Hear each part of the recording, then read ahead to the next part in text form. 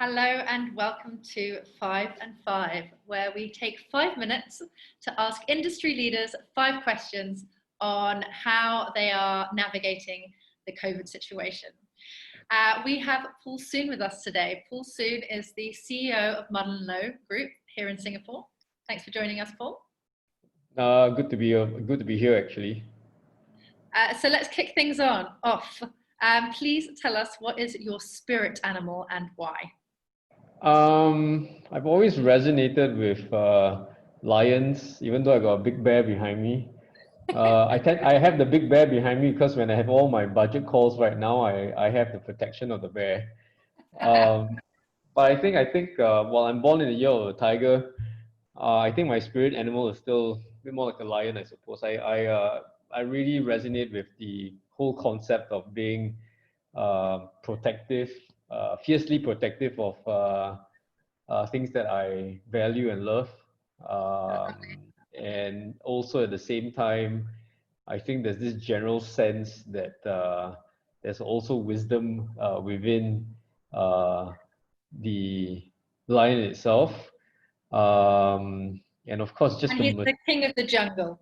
And the king of the jungle, and just the pure majestic, build of a lion itself. So I always kind of keep thinking that I'm more of that than anything else. So whenever I really need to summon my animal spirit, that's the first thing that comes to mind.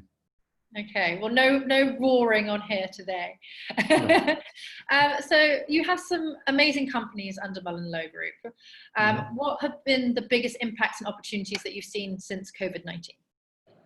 I think that because we work as one big group, there isn't one specific side of the business that I think that has totally stood out.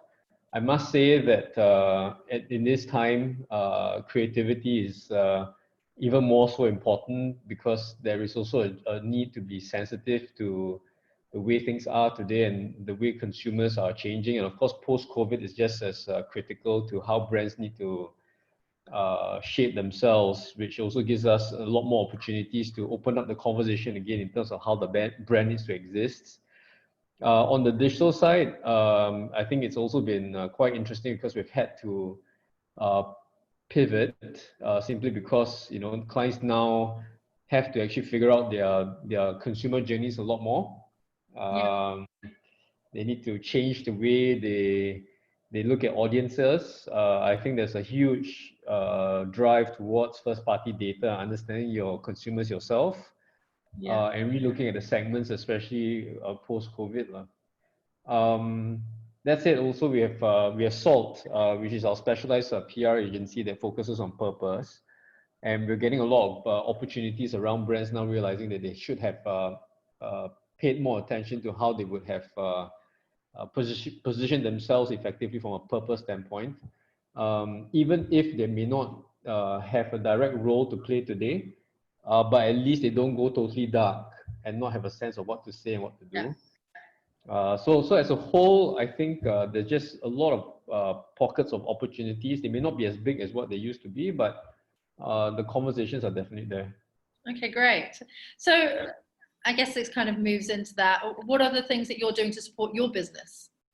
I think ever since this has started, we have taken the steps to make sure that the first priority on our minds is to ensure that we protect and preserve the current livelihoods of everyone, which essentially means that we have taken all the boring steps of, boring but important steps of removing all non-essential costs. We now have more regular check-ins to ensure that we keep close to our clients, understand what's required, and at the same time also understand, whether if our guys are working too much, because, as you work from home, there's no difference between day or night or days, which is the interesting part, but it's all that balance. We definitely are spending a lot more time with our existing clients as opposed to pitching. because I think in these moments, clients really do need us, and I think our commitment to our clients is to ensure them that we weather it through with them as best as we can, even though we are already an industry under attack, as we know. Even pre-COVID, when you talk about the revenues and all that, we've already been squeezed from a profit standpoint.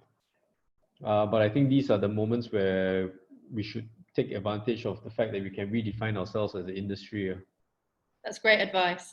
So we've actually we've run out of time. So I've just got one more question. Yes. How have you seen the industry support each other during this uncertain period? Is there any inspirational initiatives that you've been really impressed with? I think I'll come from two parts, and I'm going to be really quick. One, from our client's perspective, because we have a lot of Unilever work, especially for Lifebuoy and Clear. I've seen them really donate a lot of their products to the charitable associations in Singapore, for example, for the foreign domestic workers, not just in Singapore but also in Indonesia. I got colleagues who are passionate about orphanages in Indonesia that need help, and Unilever would extend their help there directly. And I've seen it, directly in front of me and with my teams, and I'm so proud that we have brands that we work on brands like that. The other part of it is obviously when we talk about the production houses in Singapore, we are trying our best to push them to evolve, and we're also trying our best to make sure our clients understand what they can do, so that production doesn't stop, and so that we can continue the work as best as we can. We try to push the work downstream to all the local production houses to support them. That's impressive. All right, thank you so much for your time, Paul. This has been 5 and 5.